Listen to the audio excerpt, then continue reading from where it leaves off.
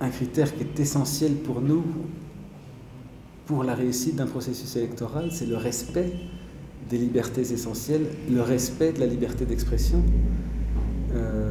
Et là, on entre dans un contexte qui est détestable, où ces élections représentent un enjeu considérable pour toute la classe politique, parce que pour tous ceux qui participent actuellement aux institutions de transition, c'est un petit peu la fin du carrosse doré.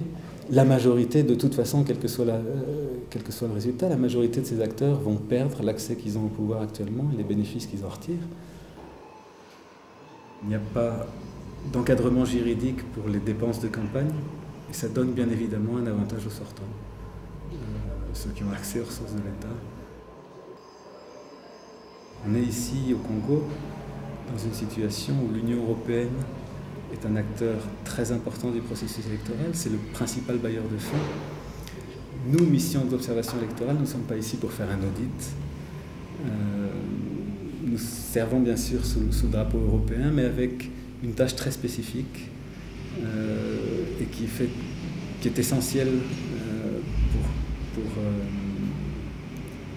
notre rôle.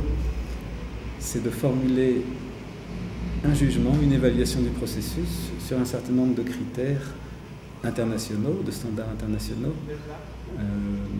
qui sont tirés des principaux instruments régionaux et universels auxquels la République démocratique du Congo a adhéré.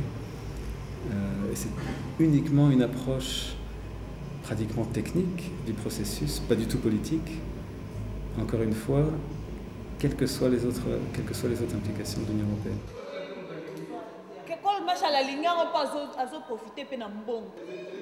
Non mais on ne peut pas capitaliser jusqu'au sexe quand même. On ne va pas chercher à capitaliser jusqu'au sexe. Oh, jusqu'au sexe.